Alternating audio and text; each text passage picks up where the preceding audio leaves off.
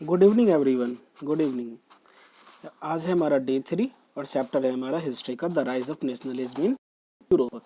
इसमें हम लोग आज क्या पढ़ने वाले हैं, तो हम पढ़ने वाले हैं the making of nationalism of Europe. Europe पे हमारा किस प्रकार राष्ट्रवाद बना था, चलिए देखते हैं। If you look at the map of the 18th century mid Europe, you'll find that there were no nation states as we know them today। जिस प्रकार अभी हम लोग जानते हैं कि यूरोप में हमारा अलग अलग कंट्रीज है, उस समय कंट्रीज में बोलकर उसको नेशन स्टेट्स कहा जाता था, कहीं पर एग्जिस्ट यूरोप में नहीं करता था। किस समय में, किस पीरियड में, तो मिड 18th सेंचुरी में, 18वीं शताब्दी के मध्य में हमारा। What we know today as Germany, Italy, Switzerland are divided into kingdoms, duchies, cantons whose rulers had their autonomous territories। जिन सारे जगहों को अभी हम लोग अलग अलग कंट्रीज के नाम से, बेसिकली जर्मनी, इटली, स्विट्जरलैंड के नाम से जानते हैं, वे अलग अलग साम्राज्य में बटे हुए थे। डचीज लोग, डच लोगों के साम्राज्य में बटे हुए थे। कैंटोन्स अलग अलग साम्राज्य हमारा उसमें बटे हुए थे, जहाँ के रूलर जो थे, जिनका बहुत बड़ा चढ़ा हमारा क्या था, साम्राज्य, टेरिटरीज, क्षेत्र पर हुआ करता था। Eastern and central Europe were under autocratic monarchies with in the territories of which lived diverse people. ध्यान से समझिएगा, पूर्वी यूरोप और मध्य यूरोप में हमारा उस समय जो राज्य था, बेसिकली क्या था, ऑटोक्रेटिक मोनार्की, मतलब कि जहाँ पे एरिस्टोक्रेसी रूल को फॉलो किया जाता है, मतलब कि जहाँ पे प्रिविलेजेस हमारा बर्थ बाय बर्थ ही लोग क्या करते थे, इंजॉय करते थे। ये सारे जगहों पर लोगों का जो रहते थे, उनमें बहुत ही ज़्यादा डाइवर्सिटी पाया जाता था। भिन्न भिन्न प्रकार के, भिन्न भिन्न रंग के, अलग अलग जाति के लोग वहाँ पे रहा करते थे। They did not see themselves as a sharing a collective identity or a common culture। वे एक दूसरे से इतना ज़्यादा अलग थलग एक दूसरे को समझते थे कि उनमें एक कॉमन आइडेंटिटी आने का, एक कॉमन कल्चर आने का कोई अपॉर्चुनिटी हमारा वहाँ पे नहीं था। Often they even spoke different languages and belonged to a different ethnic groups। हालांकि वे अलग अलग भाषाएं बोलते थे, अलग अलग इथनिक ग्रुप्स, मतलब कि अलग अलग ग्रुप्स में वो लोग आते थे हमारा। The Habsburg empire that ruled over Austria Hungary. एक हमारा साम्राज्य का नाम दिया हुआ है हैब्सबर्ग एम्पायर, जो कि ऑस्ट्रिया और हंगरी दोनों जगह पे रूल किया जाता था। एग्जाम्पल के लिए, was a patch work of many different regions and people. तो ऑस्ट्रिया और हंगरी में बेसिकली हमारा बहुत सारे अलग अलग लोगों का मिश्रण और अलग अलग क्षेत्रों का भी हमारा हमारा वहाँ पे क्या था, कवर अप था। जिसमें हमारा कुछ एरियाज आता है, जैसे अल्पाइन रीजन हमारा हो गया, ठीक है, अल्फे टायरोल रीजन हो गया, ऑस्ट्रिया रीजन हो गया, सडेंटेन लैंड हमारा हो गया, साथ में बोहिमिया हमारा जगह हो गया, जहाँ पे हमारा बेसिकली क्या है, एरिस्टोक्रेसी ही प्रीडोमिनेंटली हमारा वहाँ पे काम करता है। ठीक है, मतलब कि जन्म से जो ऊंचे जाति के, मतलब 3 क्लास में जो बटा हुआ था, नोबेल्टी, क्लर्जी और थर्ड मिडिल क्लास हमारा, उसमें फर्स्ट 2 क्लासेस को फुल्ली तरीके से सारे प्रिविलेजेस उन लोगों को मिलते थे, और सारे टैक्स रेवेन्यू ये सब थर्ड क्लास के लोगों को देना पड़ता था हमारा। यही बेसिकली एरिस्टोक्रेसी हमारा है, और वहाँ पे जर्मन भाषा हमारा बोला जाता था। It also included the Italian speaking provinces. इसमें हमारा हैब्सबर्ग एम्पायर में हमारा इटली बोल, जहाँ पर इटालियन भाषा बोला जाता है, वैसे भी कुछ एरियाज थे, जैसे लोम्बार्डी हो गया, वेनेशिया हो गया। इन Hungary half of the population spoke Magyar. Hungary में आधा आबादी क्या बोलता था हमारा, मैग्यार भाषा बोलता था। While the other half spoke a variety of dialects. Dialects हमारा क्षेत्रीय भाषा हो जाता है। ठीक है, तो वहाँ पे अलग अलग आधा से ज़्यादा जितने लोग बचे थे, उनमें से सबके अलग अलग भाषाएं वो क्षेत्रीय भाषा बोला करते थे। In Galicia the aristocracy spoke Polish, Polish language वहाँ पर बोला जाता था, एरिस्टोक्रेसी ऑटोक्रेटिक लोगों के द्वारा गैलेसिया जगह पे। Besides these 3 dominant groups, there lived within the boundaries of the empire। ये 3 मेजर ग्रुप हमारे वहाँ पर प्रेजेंट थे, ठीक है, यही तीनों, और वहाँ पे वो पूरा का पूरा साम्राज्य इन्हीं के बाउंड्री के अंतर्गत में हमारा आता था, मतलब कि इन्हीं को मिलाकर पूरा साम्राज्य का बाउंड्री हमारा बनता था। और यहाँ का जो बेसिक हमारे आम लोग जो हुए, उनमें अधिकतर लोग क्या थे, हमारे किसान वर्ग के थे। ठीक है, कौन सी जाति से वो लोग बिलोंग करते थे, तो नॉर्थ के तरफ में बोहेमियंस और स्लोवैक्स, ठीक है, और कैरनोलिया में हमारा स्लोवेंस, फिर साउथ में क्रोट्स, ट्रांसिल्वेनिया के ईस्ट में हमारा रोमन्स, ठीक है। इस तरीके से बहुत सारा डिफरेंसेस देखा गया और उन लोगों में हमारा किसी प्रकार का पॉलिटिकल यूनिटी का सेंस भी हमारा वहाँ पे जनरेट नहीं हुआ। The only tie binding these diverse groups together was a common allegiance to the emperor। अब यहाँ पे जो अलग अलग विभिन्न प्रकार के जो ग्रुप्स थे वे सभी एक में एक ही चीज कॉमन आता था कि वो सभी एक ही साम्राज्य के अंतर्गत आते थे। कौन सा साम्राज्य भाई? तो वो हमारा क्या हो गया? Habsburg empire. ओके, आगे देखते हैं।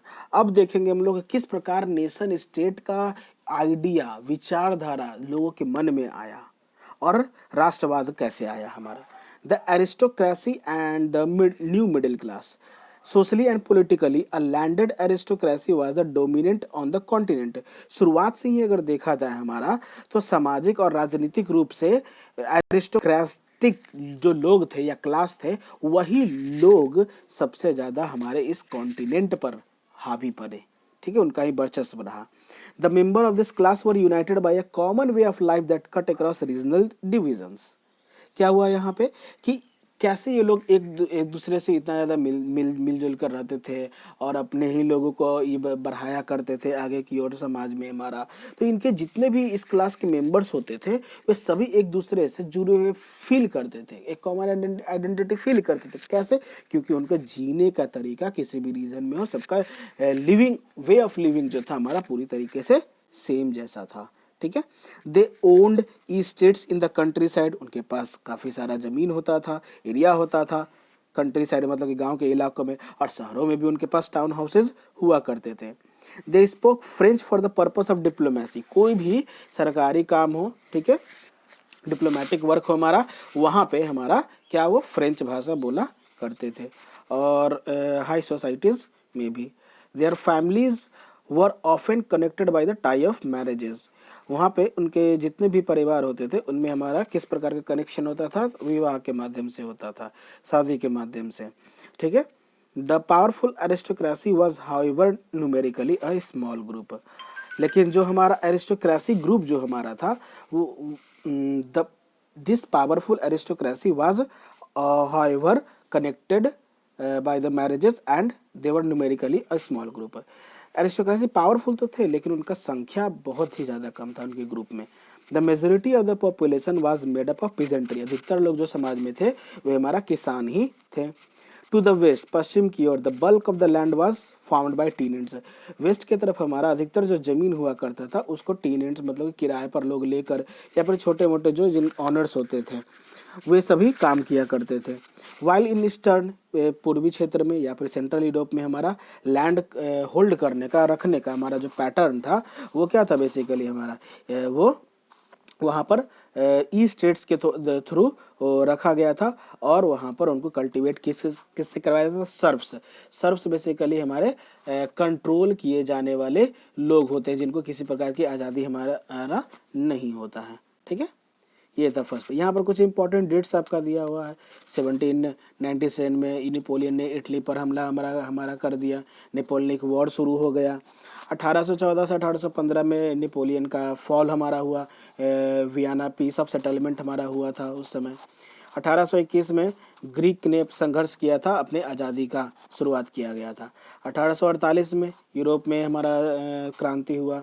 कलाकार लोग, इंडस्ट्रियल वर्कर्स लोग, किसान लोग, ये सभी इकोनॉमिक से बहुत ही ज़्यादा त्रासदी में थे।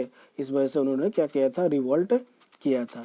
फिर मिडिल क्लास जितने भी लोग थे उसमें उन लोगों का डिमांड था कि कॉन्स्टिट्यूशन हमारा बने और उनके जितने भी रिप्रेजेंटेटिव्स हों वो सरकार में हमारा जाए, चाहे वो किसी भी जगह पे हो, चाहे इटालियंस के लोग हो, चाहे जर्मन्स के हो, चाहे मैगियार्स के हो, चाहे पोल्स के हो, चाहे चेक्स के हो। ये सभी का डिमांड एक ही था कि हमारा क्या होना चाहिए? अलग नेशन स्टेट होना चाहिए। 1859 से लेकर हमारा 1870 तक हमारा इटली का यूनिफिकेशन हुआ, मतलब एकीकरण हमारा हुआ। 1866 से 1871 तक हमारा जर्मनी का एकीकरण हुआ। 1905 में हमारा the Slavs nationalism gather force से in the Habsburg and Ottoman empire. Slav nationalism मतलब कि जिन जो लोग गुलामी खट रहे थे, ठीक है, उनको भी जबरदस्ती फोर्स मतलब कि आर्मी में भर्ती किया जाता था हैब्सबर्ग एम्पायर और ओटोमन एम्पायर में, साम्राज्य में हमारा। आगे बढ़ते हैं, इसमें वही सारा बात यहाँ पे दिया हुआ होगा क्लियरली। तो वेस्टर्न और सेंट्रल यूरोप के कुछ हिस्से में हमारा इंडस्ट्रियल प्रोडक्शन हमारा काफ़ी तेज़ी से ग्रोथ कर रहा था। ट्रेड मीन्स द ग्रोथ, व्यापार का मतलब क्या था कि शहरों का हमारा विकास होना चाहिए। And the emergence of commercial classes, जितने भी कामकाजी जो लोग हैं उनका जो क्लास है उनका इमर्जेंस मतलब कि वो खिलकर बाहर आने चाहिए। Whose existence was based on the production, और उनका एग्जिस्टेंस सिर्फ एक ही चीज़ पर डिपेंडेंट था कि किस प्रकार का प्रोडक्शन हमारा होता है मार्केट में। Industrialisation began in England in the second half of the 18th century. Industrialisation हमारा जो है, ठीक है, वो हमारा इंग्लैंड में शुरू हुआ था कब? 18वीं शताब्दी के सेकंड हाफ में हमारा। लेकिन फ्रांस और जर्मनी के कुछ हिस्सों में हमारा ये बहुत बाद में मतलब कि 19th सेंचुरी के दौरान हमारा ये शुरू हुआ था। इन इट्स वेक, जब भी ये उजागर हुआ तो हमारे नए नए सोशल ग्रुप सामने आने लगे, जिनको हम लोग क्या बोलते थे? वर्किंग क्लास पॉपुलेशन, काम करने वाले पॉपुलेशन लोग, एंड मिडिल क्लास, जिनमें हमारा बेसिकली इंडस्ट्रियलिस्ट, औद्योगिक लोग हो गए, बिजनेसमैन हो गए, अलग अलग प्रोफेशंस को फॉलो करने वाले लोग हो गए। In central and eastern Europe these groups were smaller in number till late 19th century. 19वीं शताब्दी के अंत तक हमारा सेंट्रल यूरोप और ईस्टर्न पूर्वी यूरोप में हमारा ये जो ग्रुप्स थे इनकी संख्या बहुत ही ज़्यादा कम थी। It was among the educated liberal middle class and idea of national united following the abolition of aristocratic privilege gained popularity। इनमें वो सारे लोग थे जो पढ़े लिखे थे और वो मिडिल क्लास होते हुए आज़ाद फील करना चाहते थे। उनके बीच में बस एक राष्ट्रीय एकता का फीलिंग हमारा था, जो कि क्या किया जा सकता है, वो जितना ज़्यादा एरिस्टोक्रेटिक प्रिविलेज के प्रति क्या करेंगे, विरोध करेंगे, उनकी पॉपुलैरिटी क्या होगा, उतना ही ज़्यादा हमारा बढ़ेगा। ओके, नेक्स्ट देखते हैं हम लोग इसमें। नेक्स्ट टॉपिक में हमारा what did liberal nationalism stand for. Liberal nationalism हमारा होता क्या है? Ideas of national unity in early 19th century Europe were closely allied to the idea of liberalism। 19वीं शताब्दी के शुरुआत में हमारा राष्ट्रीय जो एकीकरण हो रहा था, एकता बन रहा था, उसमें लिबरलिज्म के बहुत सारे विचारधाराओं को वहाँ पर बातचीत किया गया था, लाया गया था हमारा। अब पूरा का पूरा हमारा जो टर्म जो हुआ लिबरलिज्म, ये बेसिकली एक लैटिन वर्ड से आया जिसका मतलब क्या होता है हमारा लिबर, वहाँ पर बोला जाता है, जिसका मतलब हमारा होता है फ्री, मतलब कि आज़ाद। For the new middle class, liberalism stood for freedom for the individual and equality for all before the law। Liberalism में बेसिकली हमारा न्यू मिडिल क्लास के लोग ही इसमें शामिल थे और उनको आज़ादी चाहिए था खुद के लिए भी, ठीक है, और कानून के सामने सभी लोग क्या हो, बराबर हो। इसलिए politically it emphasis the concept of government by consent. राजनीतिक रूप से देखा जाए तो एक ऐसा सरकार का गठन करना चाहते थे जो लोगों की सहमति से हमारा बने। Since the French Revolution, liberalism had stood by the end of clerical privileges, a constitution and representative government through parliament। France के क्रांति के बाद से लिबरलिज्म का हमारा मतलब क्या बन चुका था कि ऑटोक्रेसी, मतलब कि जो जन्म से बाय बर्थ प्रिविलेज मिलता उसको ख़त्म करना, और जो भी क्लर्कियल प्रिविलेजेस क्लर्जी लोगों को मिलता था हमारा, एक ऐसा संविधान बने जहाँ पर पार्लियामेंट में हमारा पार्लियामेंट के चुने हुए से तरीक़ों से हमारा क्या हो, सरकार बने, और वहाँ पर सरकार के प्रतिनिधि हमारा बैठे पार्लियामेंट में। 19th century liberals were also stressed the inviolability of private property। 19वीं शताब्दी के जितने भी लिबरल्स थे, ठीक है, उसमें हमारा प्राइवेट प्रॉपर्टी को इस मान्य नहीं मिलता था, हमारा फोर्स किया जाता था कि जितने भी प्राइवेट प्रॉपर्टी, क्योंकि कम जो ऑटोक्रेटिक लोग थे उन्हीं के पास हमारा मैक्सिमम ज़मीन था, तो सभी लोग के पास नहीं था, तो सभी किसी एक के पास ज़्यादा एक्स्ट्रा ज़मीन हमारा नहीं होना चाहिए, इस चीज़ का विरोध वहाँ पर स्ट्रेस किया गया था। येट सभी लोग क्या होना चाहिए, कानून के सामने बराबर होना चाहिए। Not necessarily stand for the universal suffrage. Suffrage मतलब कि राइट टू वोट, सभी लोगों के पास वोट देने का अधिकार भी हमारा होना चाहिए। You will recall that in revolutionary France, हम लोग देखेंगे और याद करेंगे कि फ्रांस में हमारा जो भी क्रांतिकारी हुआ था which mark the first political experiment in liberal democracy, जो कि हमारा पहला पॉलिटिकल एक्सपेरिमेंट हुआ था लिबरल डेमोक्रेसी का, जिसमें हमारा क्या किया गया था, वोट दिया गया था, ठीक है, और वहाँ पर चुना गया था हमारा ऐसे लोगों को वोट देने के लिए जिनके पास क्या खुद का हमारा जमीन, प्रॉपर्टी ओनिंग मेन, और जो मेन विदाउट प्रॉपर्टी, जिनके पास अपना प्रॉपर्टी नहीं है, एंड ऑल वुमेन, जितनी औरतें हैं, सभी को कोई भी पॉलिटिकल राइट नहीं दिया गया था। Only a brief period under the Jacobians did all the adult mail enjoy suffrage, सिर्फ कुछ ही समय के लिए हमारा जैकोबियन क्लब के अंतर्गत जितने भी लोग थे उनको क्या था, वोटिंग देने का या फिर पॉलिटिकल राइट अगर कहें एग्जैक्ट तो वो हमारा मिला था। However, Napoleon code went back to limited suffrage, लेकिन नेपोलियन कोड हमारा आया तो क्या कर दिया, हर तरीके के सफरेज को, जो लोग सह रहे थे, ठीक है, वोट देने का हमारा जो अधिकार था, ठीक है, उसको क्या किया गया, हमारा खत्म।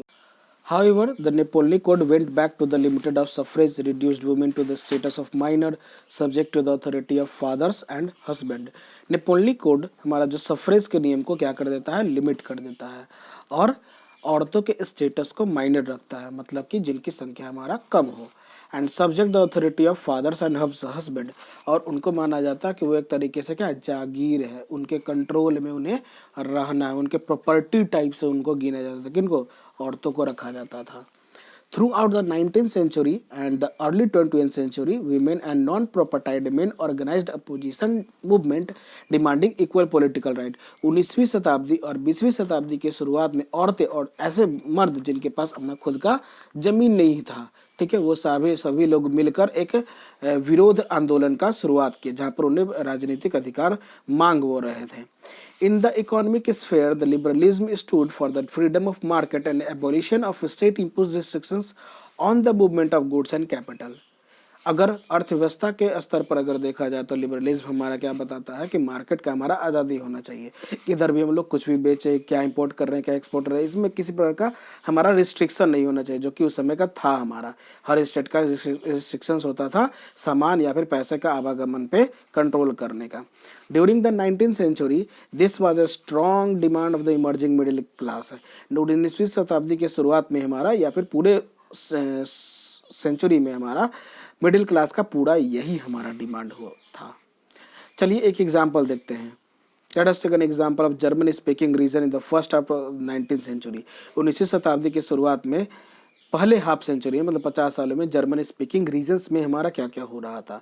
The Napoleon's administrative measures had created out, मतलब कि नेपोलियन के प्रशासनिक कामकाज करने का जो हमारा तरीका था उसमें क्या हुआ, हमारा countless small principalities and federation of 39 states, उसमें हमारा उस समय 39 स्टेट्स आते थे उसके अंतर्गत। Each of the these possessed its own currency, सभी का अपना, हर 39 स्टेट का अपना करेंसी हुआ करता था, अपना वेट सिस्टम हुआ करता था, अपना लेंथ का मेजर करने का हमारा सिस्टम हुआ करता था। अब चलिए एक इसी में समझते हैं। A merchant travelling in 1833 to Hamburg to Nuremberg to sell his goods would have to pass through 11 custom barriers and pay a custom duty of 5% at each one of them. अगर कोई एक व्यापारी है हमारा जो कि 1833 से हैम्बर्ग से न्यूरेमबर्ग जा रहा है अपने सामानों को बेचने के लिए, तो उसे 11 तरह का कस्टम बैरियर से उसे गुजरना पड़ेगा और उसे एक कस्टम ड्यूटी देना पड़ेगा, ठीक है, एक कस्टम ड्यूटी उसे देना पड़ेगा, मतलब कि टैक्स देना पड़ेगा 5% हर एक जगह पे। Duties were often levied according to the weight of measurement of goods, और जो ड्यूटीज जो था हमारा सामान का वजन कितना हुआ या कोई भी चीज़ का लेंथ हमारा कितना हुआ, मेजरमेंट क्या हुआ, उस पर डिपेंड हमारा करता, कोई फिक्स नहीं रहता था। As each region had its own weight system and measures, this involved time consuming calculation, हर जगह का अपना अपना मेथड होगा तो टाइम हमारा ज़्यादा लगेगा, क्योंकि हर जगह पे वो जो वस्तु है हमारा ऑब्जेक्ट है उसका हमारा अगर वेट का चीज़ है तो वेट मेजर कर रहे हैं तो वेट अलग अलग जगह क्या आ रहा है, या फिर लेंथ है तो हमारा उसका मेजरमेंट क्या आ रहा है अलग अलग जगह पे। The measuring of cloth for example was the ell in each region stood for a different length. Ell वहाँ पर यूनिट रखा गया था कपड़े को नापने का और वो हर रीजन में हमारा अलग अलग वैल्यू को रिप्रेजेंट करता है। An ell of textile material bought in Frankfurt, एक इल अगर टेक्सटाइल मटेरियल का हम लोग खरीदते हैं फ्रैंकफर्ट में, तो उसके लिए मुझे 54 सेंटीमीटर ऑफ क्लॉथ के लिए 54 सेंटीमीटर ऑफ क्लॉथ के लिए हमारा म्यांज में होता है, ठीक है। न्यूरेमबर्ग में 65.6 सेंटीमीटर होता है, और फ्रीबर्ग में हमारा 53.5 सेंटीमीटर होता है। इस तरीके का कुछ हमारा कंडीशंस रखा गया था, जो कि इकोनॉमिक एक्सचेंज के लिए जो हमारा है उसके लिए ये जो ग्रोथ है हमारा काफ़ी सही नहीं है। और वहाँ पे हमारा ग्रोथ जो है अब होने वाला था हमारा नए कमर्शियल क्लासेस का। जो लोग हर बात पे क्या करते थे, बहस किया करते थे, अपनी बातों को रखा करते थे कि हम लोगों को क्या करना है, मिलकर एक इकोनॉमिक टेरिटरी बनाना है जहाँ पे सभी का अर्थव्यवस्था क्या हो सके, सुधर सके, और अलाउइंग अनहिंडर्ड, किसी भी तरीके का रुकावट नहीं होना चाहिए सामान के, लोगों के या पैसा के आवागमन में एक स्टेट से दूसरे स्टेट में। 1834 कस्टम यूनियन और जोल्वेरियन, एक कस्टम यूनियन मतलब कि कस्टम लोगों का एक हमारा ग्रुप, या फिर जिसको हम लोग जोल्वेरियन भी कहते हैं, was formed at the initiative of Prussia, Prussia के साथ शुरुआत में हमारा बना था, and joined bye most of the German state, और अधिकतर जर्मन स्टेट उसमें आकर क्या हुए थे, मिले थे। द यूनियन एबोलिश्ड टैरिफ बैरियर, जो यूनियन था हमारा वो टैरिफ बैरियर को क्या किया था, खत्म किया था, and reduce the number of currencies, और करेंसी के नंबर को हमारा क्या किया गया था, कम किया गया था, 30 से लेकर 2 तक हमारा। The creation of a network of railways further stimulated mobility, harnessing economic interest to national unification. इसमें हमारा क्या बता रहा है कि रेलवे का इंपॉर्टेंट रोल हमारा रहा, ठीक है, अर्थव्यवस्था के इंटरेस्ट के हेल्प से हमारा राष्ट्र स्तर तक हमारा एकीकरण करने में, क्योंकि रेलवे सब जगह जाएगा तो लोगों का आवागमन भी हमारा सभी जगह पे आसान तरीके से हो पाएगा। A wave of economic nationalism strengthened the wider nationalist sentiment growing at the time. हमारा इकोनॉमिक नेशनलिज्म मतलब कि इकोनॉमिक के हेल्प से, अर्थव्यवस्था के हेल्प से राष्ट्रवाद में क्या किया ये कि वो जितने भी नेशनल लेवल के लीडर्स थे या लोग, उनके बीच में जो सेंटिमेंट था, फीलिंग्स था हमारा, उसको ग्रो करने में हमारा हेल्प हुआ। ए न्यू कंजर्वेटिज्म आफ्टर 1815, 1815 के बाद हमारा एक नए तरीके का रूढ़िवादी सिस्टम हमारा आया। देखते हैं क्या है भाई। The following defeat of Napoleon in 1815, 1815 में नेपोलियन हार चुका था। इसके बाद हमारा European government was driven bye a spirit of conservatism, European सरकार में फिर से ये चर्चा चला कि रूढ़िवादी फिर से हमारा आना चाहिए। रूढ़िवादी लोगों का ये ऐसा विश्वास था कि जितने भी तरीके का ट्रेडिशनल इंस्टीट्यूशन है हमारा, चाहे वो स्टेट का हो चाहे सोसाइटी का हो, वो उसमें हमारा monarchy, church, social hierarchy, property, family, इन सब को हमें प्रिजर्व करके रखना होगा, ठीक है। Most conservatism however did not propose a return to the society of pre-revolutionary days, सभी लोग ये नहीं चाहते थे कि हम लोग एकदम क्रांति शुरू होने के पहले का जो समय था वहीं पे पहुंच जाए, मतलब कि उस समय का रूढ़िवादी को भी हमें फॉलो नहीं करना था, ठीक है। रैदर उन्हें ये पता चला कि नेपोलियन ने जो भी बदलाव लाए हैं उससे हम लोग क्या हो रहे हैं, मॉडर्नाइजेशन हो रहे हैं, औद्योगिक करण की ओर हम लोग बढ़ रहे हैं, और वो हमारे अलग अलग ट्रेडिशनल इंस्टीट्यूशन जैसे मोनार्की को क्या कर रहा है, ताकत दे रहा है। It could make state power more effective and strong, वो हमारा स्टेट पावर को क्या कर रहा है, उतना ही ज़्यादा शक्ति प्रदान कर रहा है और प्रभावशाली उसे बना रहा है। A modern army and efficient bureaucracy, a dynamic economy, and the abolition of feudalism and serfdom could strengthen the autocratic monarchies of Europe. मतलब कि अगर कुछ चीज़ों में बदलाव अगर कर दे तो पहले की तरह रूढ़िवादी बनने का जरूरत भी नहीं पड़ेगा, और हम लोग औद्योगिकरण को अपनाकर और अच्छे तरीके से रूल हम लोग कर सकते हैं। क्या था उसमें, एक नए तरीके का हमारा मॉडर्न आर्मी सिस्टम हमारा होना चाहिए, एक इफिशिएंट ब्यूरोक्रेसी मतलब कि सरकार चलाने वाले जितने भी अफसर लेवल के जो कामकाज होते हैं, प्रशासनिक कार्य होते हैं, वो हमारा बेहतर होना चाहिए। Dynamic the abolition of federalism मतलब कि फेडरलिज्म हमारा खत्म होना चाहिए, लोग किसी के अंतर्गत काम ना करें, मतलब कि उनको स्लेव्स बनाकर काम ना किया जाए। ये सारी चीज़ों से ऑटोक्रेटिक मोनार्की हमारा बेहतर बनकर यूरोप में निकलेगा। इन 1815 the representatives of European power, उसमें यूरोपियन पावर को कौन रिप्रेजेंट करते थे?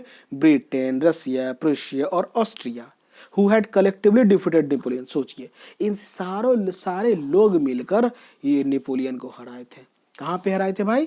तो वियना में। उसके बाद उन लोग एक समझौता पे पहुंचे, सेटलमेंट फॉर यूरोप, यूरोप का क्या किया जाए। द कांग्रेस मतलब कि मीटिंग, कांग्रेस का जो मीटिंग मतलब कि जहाँ पर बहुत सारे लीडर्स आते हैं, इसको होस्ट किया गया था, सबको बुलाया गया था। किसके द्वारा? ऑस्ट्रियन चांसलर, जिनका नाम था क्या? Duke Metternich. ठीक है। The delegates Drew up the treaty of Vienna, 1815 में हमारा वियना में समझौता हुआ। With the object of undoing, मतलब कि जहाँ पे हमारा कामकाज क्या हो, अलग तरीके का ना हो। ठीक है। मोस्ट ऑफ द चेंजेस, जो भी यूरोप में हमारा बदलाव आ चुका है, ठीक है, उसमें कोई छेड़छाड़ हमें नहीं करना है। ठीक है। ये नेपोलियनिक वॉर के समय the Bourbon dynasty which had been deposed during the French revolution was restored to power. याद करिए शुरुआत में जब बर्बन डायनेस्टी क्लास 9th में आपने पढ़ा होगा, जहाँ पर फ्रेंच रिवॉल्यूशन में लुई 16 को सत्ता छोड़ने के बाद कुछ समय के बाद उसे सूली पर चढ़ा दिया गया था, हैंग टिल डेथ कर दिया गया था। वो बर्बन डायनेस्टी को फिर से वापस लाने के लिए कोशिश किया जा रहा था, और फ्रांस के जितने भी टेरिटरीज, क्षेत्रफल छूट चुके थे, ठीक है, उन सभी को वापस लेना था, जो नेपोलियन के समय में छूट गए थे। A series of states were set up on the boundary of France to prevent French expansion in future. बहुत सारा बाउंड्री सेटअप किया गया था फ्रांस का, कि फ्रांस का हमारा जो एक्सपेंशन है वो रुक न सके भविष्य में हमारा, इस तरीके से बनाया गया था। नीदरलैंड के किंगडम, जहाँ पे हमारा बेल्जियम आता है, नॉर्थ के तरफ जिनेवा आता है, वो और साउथ में हमारा पिडमंट आता है। पुर्शुआ, जो कि हमारा एक नया टेरिटरी था साउथ वेस्ट फ्रंट में, और ऑस्ट्रिया जो कि हमारा नॉर्थ इटली उसके कंट्रोल में था, नॉर्थ इटली के कंट्रोल में ऑस्ट्रिया था हमारा। लेकिन जर्मन फेडरेशन था, जहाँ पे हमारा 39 स्टेट्स थे, वो पूरा का पूरा हमारा नेपोलियन के द्वारा कंसिडर किया गया था, और उसको अनटच्ड छोड़ दिया, कोई छेड़छाड़ उसमें नहीं हुआ हमारा। ईस्ट के तरफ पे हमारा Russia was a part of Poland, Russia से पोलैंड का हिस्सा था। पुर्सिया हमारा सैक्सोनी का एक पोर्शन था, दिया गया था उसे। The main intention was to restore the monarchies that had been overthrown. हमें बस क्या करना था, यही करना था कि जिस प्रकार मोनार्की को छोड़ दिया गया था, हट गया था मोनार्की हमारा नेपोलियंस के द्वारा, उसे वापस से हमें यूरोप में लाना है, वो ऑर्डर। हाँ, ध्यान रखते हुए कि पहले की तरह प्री रिवोल्यूशनरी टाइम की तरह कि हमारे यहाँ पर कंजर्वेटिज्म वैसा नहीं होना चाहिए। कंजर्वेटिविज्म बेसिकली हमारा जो 1815 के पहले था ना, वो बेसिकली हमारा क्या था, ऑटोक्रेटिक था। जन्म के आधार पर सभी को बहुत ही ज्यादा सुविधा मिलता था। ठीक है। They did not tolerate criticism, वो किसी प्रकार का क्रिटिसिज्म उनके खिलाफ कोई बोले नहीं, वो लोग सहते थे। And sought out to curb activities that question the legitimacy of autocratic government. और ऑटोक्रेटिक गवर्नमेंट के खिलाफ अगर कोई कुछ सवाल करता है तो वो उस पर कोई ना कोई कार्रवाई जरूर करते थे। मोस्ट ऑफ देम, वो लोग अधिकतर क्या करते थे, सेंसरशिप लॉ ला देते थे कंट्रोल करने के लिए, कि न्यूज़पेपर में क्या छपेगा, किताबों में क्या छपेगा, कहानियां क्या रहेगी, गाने क्या रहेंगे, किस प्रकार आज़ादी और फ्रीडम और लिबर्टी को हमारा किस प्रकार लोगों के मन में गढ़ा जाएगा हमारा। ठीक है। चलिए, काफी लंबा ये हमारा वीडियो हो चुका है, कोई बात नहीं है, बस ठीक है, काफी लंबा वीडियो हमारा हो चुका है, लेकिन थोड़ा सा ही बचा, बस कुछ देर और। देखिए, फ्रेंच रिवॉल्यूशन से उसे जोड़ा गया था हमारा। The memory of French revolution nonetheless continued to inspire liberals. French revolution के जितने भी हमारे मेमोरी थे, वो मतलब कि कोई काम वैसा नहीं था, ठीक है, जो कि लिबरल्स लोगों को मोटिवेट कर सके, इंस्पायर कर सके, प्रेरणादायक काम कर सके। One of the major issues taken up by the liberal nationalist who criticise the new conservative order was freedom of the press. नए तरीके का जो भी हमारा मुद्दा था लिबरल नेशनलिस्ट का, ठीक है, उसमें हमारा क्या किया जा रहा था, नए कंजर्वेटिव ऑर्डर को क्रिटिसाइज किया जा रहा था, और वहां पर हमारा प्रेस के फ्रीडम को भी नहीं उतना ज्यादा मतलब कि खुलने का, मतलब कुछ भी छापने का हमारे नहीं दिया गया था इजाजत। आते हैं सेकंड टॉपिक में हमारा, जो कि इसमें हमारा जो आखिरी हिस्सा बचा है, द रिवोल्यूशनरीज, द मतलब कि क्रांतिकारियों। The during the year the following 1815 the fear of repression drove many liberal nationalism underground.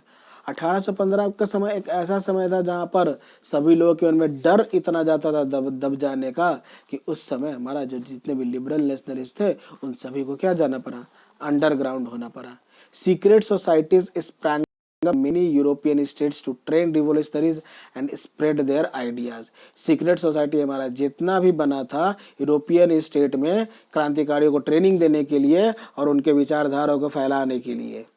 To be revolutionary, उस समय किसी को क्रांतिकारी अगर होना है तो उसे एक ही काम करना होगा कि मोनार्कियल रूल को किसी भी रूप से हो उसे हमें क्या करना है, विरोध करना है उसका, जो कि हमारा वियना के कांग्रेस में बना था। और हमें लिबर्टी और फ्रीडम के लिए क्या चाहिए, काम करना है, युद्ध करना है, लड़ना है, अपने हक का चीज लेना है। Most of the revolutionary also saw the creation of nation states as a necessary part of the struggle for freedom. बहुत सारे क्रांतिकारियों ने देखा कि अगर हमारा नेशन स्टेट्स बन जाता है, और जो कि बहुत ही ज्यादा जरूरी है हमारे संघर्ष के लिए। किस चीज का संघर्ष, तो आजादी का संघर्ष। One such individual was the Italian revolutionary Giuseppe Mazzini. उन्हीं में से एक क्रांतिकारी थे जिनका नाम था जिसेपी मजीनी, जिनका जन्म हुआ था जिनेवा 1807 में। He became a member of the secret society of the Carbonari. वो बेसिकली हमारा सीक्रेट सोसाइटी कार्बोनरी के मेंबर बन चुके थे। As a young man of 24 he was sent to exile in 1831। जो कि यंग ही थे वो 24 साल में, और उनको एग्जाइल मतलब कि जेल में भेजा गया था 1831 में। किस लिए भाई, क्योंकि उन्होंने क्या किया था, एक रिवॉल्यूशन क्रांति किया था। कहाँ पे, लुगेरिया में, समझ रहे हैं। जिसपी मजीनी ने दो हमारा अंडरग्राउंड सोसाइटीज बनाया था, पहला यंग इटली इन मर्सिलियस और दूसरा हमारा यंग यूरोप इन बर्न। जिनके जो मेंबर्स थे वो एक ही जैसे थे, मतलब यंग मैन थे, सभी का सोच हमारा एक जैसा था। कहाँ से वो लोग आते थे, पोलैंड से, फ्रांस से, इटली से और जर्मन स्टेट से। जिसेपी मजीनी का ऐसा मानना था क्या, the God had intended nations to be the natural unit of mankind. भगवान ने सभी को मानव रूप में जन्म दिया है, नेचुरली दिया है, और जिनको अलग अलग जगहों पर जन्म दिया है तो वो उन्हें उसी जगह पे उसी नेशन से वो बिलोंग करने चाहिए। उनको किसी के अंदर कंट्रोल होकर रहने की आवश्यकता नहीं है। So Italy could not be continue to be patch work of small states and kingdom. और भी यूरोप हमारा छोटे छोटे साम्राज्यों और राज्यों से मिलकर नहीं बनकर रह सकता है, इसे हमें जोड़ना होगा, ठीक है, एक साथ, और एक यूनिफाइड रिपब्लिक हमें बनाना होगा जहां पर बहुत सारे वाइडर अलायंस ऑफ नेशंस, बहुत सारे नेशंस को मिलाकर वो हमारा बने। This unification alone could be the basis of Italian liberty. इस एकीकरण के वजह से अकेले हम लोग इटली को आज़ाद करवा सकते हैं। फॉलोइंग हिज मॉडल, जिस भी मजीनी के मॉडल को फॉलो करते हुए सीक्रेट सोसाइटीज हमारा जर्मनी में, फ्रांस में, स्विट्जरलैंड में और पोलैंड में भी बना। मजीनी रेंटलेसलेस अपोजिशन टू मोनार्की, वो हमेशा शुरुआत से ही मोनार्की को अपोज करते थे। And is vision of democratic republics frightened the conservative. उनके जो भी सोच थे, विचार थे हमारे प्रजातांत्रिक राज्य का, ठीक है, वो मोनार्कियल, खास करके जो रूढ़िवादी लोग थे, कंजर्वेटिव्स, उनको काफी ज्यादा उनसे डर लगता था। इसलिए जो मैटरनिक थे उन्होंने उसको कुछ कहा था, क्या उनके बारे में कहा था कि Metternich is the most dangerous enemy of our social order. Metternich हमारा क्या है, हमारे सामाजिक ऑर्डर का सबसे खतरनाक दुश्मन है, ठीक है। इति श्री रेवा खंडे द्वितीय अध्याय समाप्त। ये हमारा एक संस्कृत में कोटेशन है जो कि पूजा में हमारा इस्तेमाल होता है। दूसरा टॉपिक हमारा खत्म हो चुका है, ठीक है, काफी थोड़ा सा ये लंबा वीडियो बन गया। अगले क्लास में हम लोग देखेंगे the age of revolutions, third topic. तब तक के लिए रिवाइज कीजिए, कोई डाउट हो तो कमेंट कीजिए, जरूर कमेंट कीजिए, ठीक है। Good bye.